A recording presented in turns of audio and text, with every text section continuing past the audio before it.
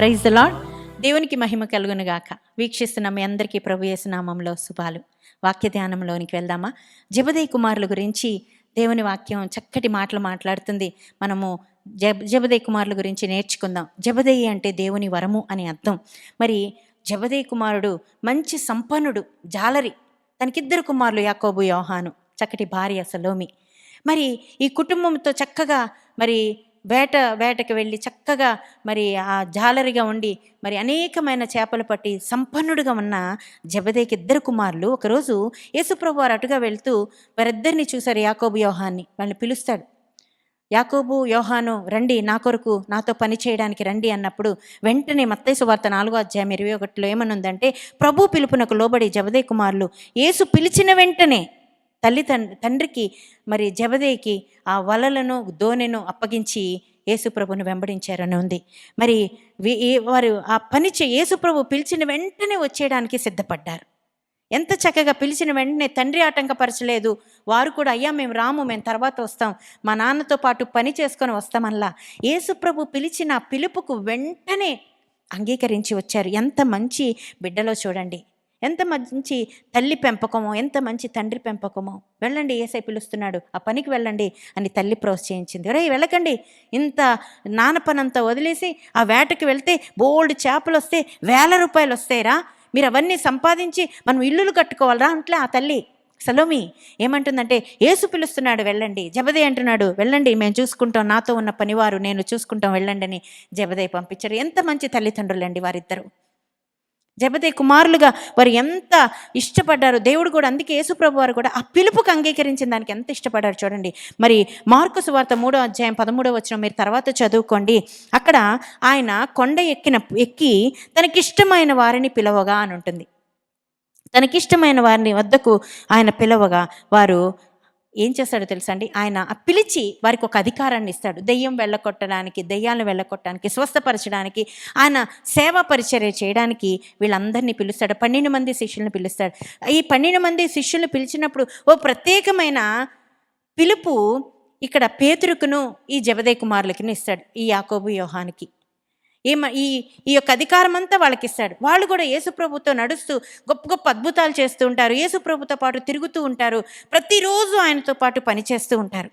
ఒకరోజు ఈ జెబెదయి కుమారులు ఆ పిలుపు, ఎంత గొప్ప పిలుపుకు వాళ్ళు అంగీకరించి వచ్చినందుకు ఈ వరాలన్నీ, స్వస్థత వరాలు, ఇవన్నీ ఆధిక్యతలన్నీ వాళ్ళకి ఇచ్చి ఏమంటాడో తెలుసా?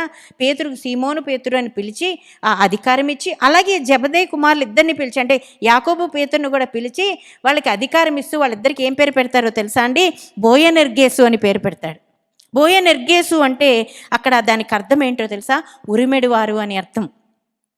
వాళ్ళకి ఆ పేరు పెట్టి వాళ్ళని ఉరిమెడివారు అంటే ఏంటి అంటే గొప్ప శబ్దంతో పని చేసేవారు, పరుగులు పెట్టేవాళ్ళు, త్వరపడి పని చేసేవారు. దేవుడికి అలాంటి వారంటే ఇష్టం. వీళ్ళిద్దరు అలా పని చేస్తున్నారని అంత బాధ్యతలను అప్పగించాడు, అంత గొప్ప పేరు పెట్టాడు. ఉరిమెడివారు, బోయనెర్గేస్ అనే పేరు ఎందుకు పెట్టాడు అనుకుంటున్నారు? వీళ్ళు అలా పని చేస్తారు కనుక. అలా సంఘములోను ఆయన పరిచర్యలోను ఎవరైతే అలా పని చేస్తారో వాళ్ళని దేవుడు ఎక్కువ ఇష్టపడతాడు. సేవకులు ఎందుకంత దీవిస్తాడు, సేవకులు ఎందుకంత ఆశీర్వదింపబడతారంటే ప్రభు పని చేయడానికి వాళ్ళు ఎక్కడ వెనకాడరు. ప్రభు పని చేయడానికి వాళ్ళ ఆయన అప్పగించిన పనిలో ఎక్కడ వదిలిపెట్టకుండా నమ్మకంగా చేస్తారు కనుక దేవుడు అంత ఆధిక్యతనిస్తాడు. చేతుల్లో డబ్బులు ఉండకపోవచ్చు కానీ ఆ స్థితిని ఎక్కడ దేవుడు తగ్గించాడు. ఒక్కొక్కసారి ఉండకపోవచ్చు, ఒక్కొక్కసారి ఆర్థికంగా బలహీనపడవచ్చు, అనుకున్నవి చేయలేకపోవచ్చు. ఇది లోక సంబంధమైంది. కానీ ప్రభుతో సంబంధము పెట్టుకున్న ఏ సేవకుడైనా, ప్రభుతో ఒక మంచి రిలేషన్ పెట్టుకున్న ఏ సేవకుడైనా చాలా శ్రేష్టంగా ఉంటాడు. ఏ సేవకుడైనా, అంటే సేవకుడు అంటే ఇలా బలిపీఠం మీద నుంచి వచ్చే సేవకుడనే కాదు, తన పని చేస్తున్న ఎవరైనా సేవకులే. ఆయనకి పిలిచిన వెంటనే పని చేసేవారంటే ఆయనకి ఇష్టం. ఏదో వాక్యం విని గబగబా వెనక్కి వెళ్ళిపోయి వాక్యం వినేసి నా పని అయిపోయిందని వెళ్ళిపోయారు కాదు. వెళ్ళిపోయిన తర్వాత ఆ కార్పెట్స్ అన్నీ సర్దేవాళ్ళు ఉంటారు, కుర్చీలు సర్దేవాళ్ళు ఉంటారు, అందరూ ఏదో ఒక పని చేసి ఒకరికొకరు ప్రార్థించే వాళ్ళు ఉంటారు, ఒకరి విషయాలు ఒకరు కనుక్కొని ఆదరించుకునేవారు ఉంటారు. ఇవన్నీ దేవుడు గమనిస్తాడు. ఇలాంటివంటే దేవుడికి ఇష్టం.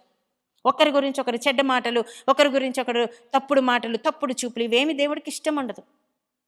ఎవరైతే ఆయన పని చేస్తారో వాళ్ళకి అలాంటి అవకాశం దేవుడిస్తాడు. బోయనెర్గేసును ఎంత చక్కగా మాట అన్నాడో చూడండి, ఎంత పేరు పెట్టాడో చూడండి. వీరు పరుగును చూడండి చూశాడు దేవుడు. నా పరుగు తుదముట్టించి విశ్వాసము కాపాడుకున్నారు అనే వారిలో వాళ్ళిద్దరూ ఉన్నారు. వారిద్దరు ఆ మాటకు అర్థం కలిగిన వారికి ఉంటారు. ఎందుకో చూడండి, వినండి. తర్వాత యెరూషలేము వెళ్తాడు యేసయ్య ఒకసారి. యెరూషలేము వెళ్ళి యెరూషలేముకి ముందే కొంతమందిని పంపించి అక్కడ తనకి నివాస స్థలం కొరకు, ఉండడానికి ఒక స్థలం కొరకు, అలాగే ఆహారం సిద్ధపరచడం కొరకు ముందే ఎలా ఉందో చూడండి అని పంపిస్తారు. అయితే యేసుప్రభు వెళ్ళే సమయానికి అక్కడ యెరూషలేము వాసులు యేసుప్రభుని రానీరు. అది లూకా సువార్తలో ఉంటుంది. లూకా సువార్త 9వ అధ్యాయం 52వ వచనం. యెరూషలేము వెళ్తున్నప్పుడు యేసుప్రభుని రానివ్వకపోతే యేసుప్రభు అలా ఉండిపోతాడు. వీళ్ళిద్దరికీ కోపం వచ్చేస్తుంది, యాకోబుకి యోహానికి. కోపం వచ్చి వెంటనే యేసయ్యతో అంటారు కదా, యేసయ్యా నువ్వు ఒప్పుకుంటే మేము ఆకాశము నుండి అగ్నిని పంపించి వీరిని ఇక్కడే నాశనం చేసేస్తాం. ఆకాశము నుండి మేము వారు అంటారు కదా, ప్రభు ఆకాశము నుండి అగ్ని దిగి వీరిని నాశము చేయనట్లుగా మేము ఆజ్ఞాపించుట నీకు ఇష్టమా అంటే, వెంటనే యేసయ్య అంటాడు కదా, అలా అడిగిన వెంటనే ఆయన వారి తట్టెలా తిరిగి గద్దించాడంట. కోపం వచ్చింది దేవుడికి, యేసయ్యకి కోపం వచ్చి అంటున్నాడు కదా. కింద ఫుట్ నోట్లో అదే అధ్యాయము 9:52 లూకా సువార్త 9:52 అధ్యాయంలో ఈ మాటలు ఉంటాయి. కింద ఫుట్ నోట్లో ఏమని ఉంటుందో తెలుసా? ఉంటాడు ఆయన తట్టు తిరిగి, మనుష్య కుమారుడు మనుషుల ఆత్మను రక్షించుటకే గాని నశింప చేయడానికి రాలా. నేను అనేక మందిని రక్షించడానికి, పాపులుగా ఉన్నవారిని రక్షించడానికి, నశించిపోతున్న వారిని రక్షించడానికి వచ్చాను. తీరా వీళ్ళు ఇలాగ తిరుగుబాటు చేస్తున్నారని మీరు ఆజ్ఞాపించి అగ్నితో కాల్చి చంపేస్తే ఎలాగా, ఏంటి పని అని ఒక గద్దింపు మాటతో వాళ్ళ వైపు తిరిగి అంటాడు. అంటే ఆ స్పీడ్ అలాంటిది. అందుకే బోయనెర్గేస్ అని పేరు. అంత స్పీడ్ వీళ్ళు పని చేసే పని. యేసుప్రభుని చివరి వరకు విడిచిపెట్టలేదటండి వీరు. యేసుప్రభు మరణించే సమయంలో ఈ తల్లి అయితే యేసుప్రభు ఎక్కడికి వెళ్తే అక్కడ, ఏ సువార్తకి వెళ్తే ఆ సువార్త పిల్లల్ని పంపించి వెనకాల వెళ్ళేదంట. యేసుప్రభుని మరి కొండ మీదకు ప్రార్థనకి వెళ్ళేటప్పుడు యాకోబుని యోహాన్నే తీసుకువెళ్ళి ఆ రాత్రంతా ప్రార్థించుకుంటున్నప్పుడు నా కొరకు మీరు మెలకుగా ఉండి ప్రార్థించండి అని పిలుచుకున్న వాళ్ళు కూడా వీళ్ళే. యేసుప్రభుని అప్పగించేస్తున్నప్పుడు, ఈ సిలువుకు తీసుకువెళ్ళిపోతున్నప్పుడు ఆమె ఆ సలోమి వెనకాలే వెళ్ళిందంటండి. యేసుప్రభుని మరి కొడుతున్నప్పుడు, ఆ రక్తం కారుస్తూ, మరి ఆ వీపుల మీద కొరడా దెబ్బలు కొడుతున్నప్పుడు భయంకరంగా ఏడుస్తూ దుఃఖపడుతూ వెనకాలే ఉంది ఈమె.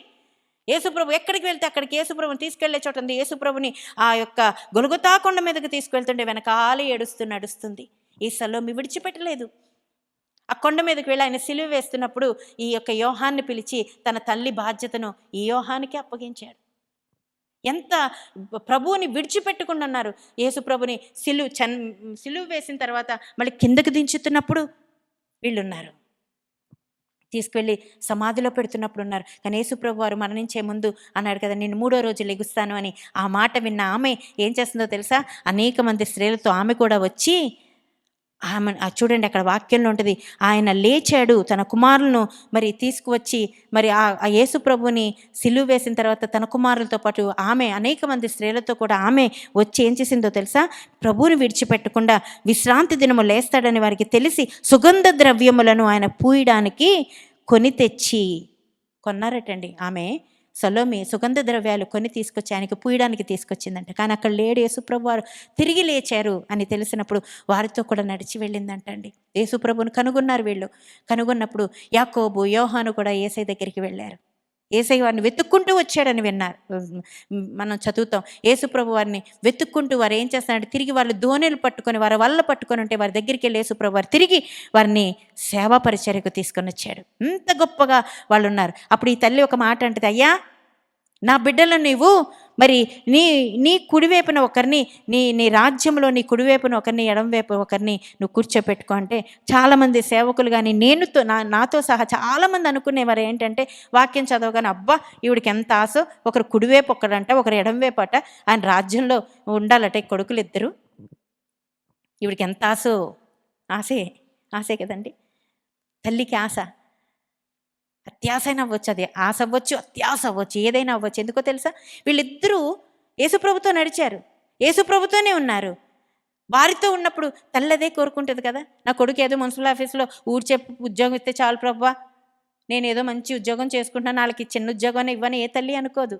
తనకన్నా గొప్ప స్థితి, నేను టీచర్గా ఉన్నాను, నా కుమార్తె ప్రొఫెసర్ అవ్వాలి, నేను ఒక డాక్టర్గా ఉన్నాను, ఇంతకన్నా గొప్ప డాక్టర్ అవ్వాలి, నేను ఒక చిన్న ఉద్యోగం చేసుకుంటున్నాను, నా కొడుకు కలెక్టర్ అవ్వాలి.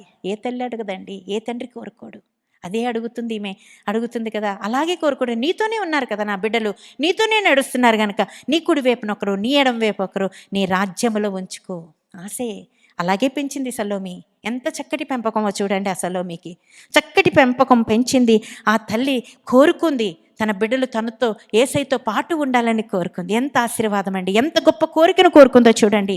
ఆమె సలోమి అనే పేరు కానీ ఆమె సమాధానము అనట. సలోమి అంటే సమాధానం, సమాధానపరచువారు ధన్యులు. దేవుడి వాక్యాన్ని చూడండి, ఎంత సమాధానపరచువారు ధన్యులు, వారు దేవుణ్ణి చూస్తారు, స్వతంత్రించుకుంటారు.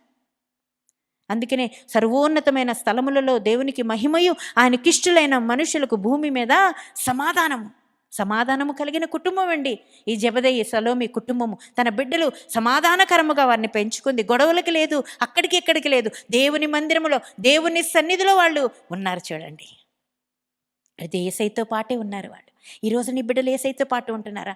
దేవుని మందిరానికి వస్తున్నారా? ఇంట్లో ఉండి టీవీలు చూస్తూ, ఇంట్లో ఉండి సెల్ ఫోన్స్ చూసుకుంటూ, ఫ్రెండ్స్తో పిచ్చాపాటిగా వెళ్ళిపోయి పార్టీలకి, బిర్యానీలు తినడానికి వెళ్ళిపోతున్నారా?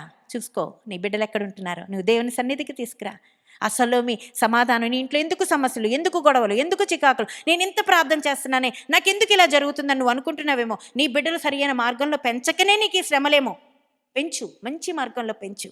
సలోమి పెంచినట్లుగా, యేసయ్యతో పాటు నడిచినట్లుగా దైవజనులతో పాటు వాళ్ళు కూడా పెరగాలి. దైవజనుల కుటుంబంతో పాటు, సంఘములో ఉన్న బిడ్డలతో పాటు నా బిడ్డలు కూడా ఉండాలని నువ్వు అనుకో. క్షేమాన్ని చూస్తావు, నెమ్మది చూస్తావు, సంతోషాన్ని చూస్తావు. అంతేకాదండి, హెబ్రీ పత్రికలో ఉంటా అందరితో సమాధానముగాను పరిశుద్ధత కలిగి ఉండండి. సలోమి కలిగిన పరిశుద్ధత మనం కలిగి ఉండాలి, సమాధానము కలిగి ఉండాలి, అందరితో ప్రేమగా ఉండాలి. అంతే కదండి, యోబులో ఒక మాట ఉంది 22:21, ఆయనతో సహవాసము చేస్తే నీకు సమాధానము అని ఉంది. ఆయనతో సహవాసము చేశారు వాళ్ళిద్దరూ, యోహాను యాకోబు. చివరి వరకు ఆయన కొరకు బ్రతికారు.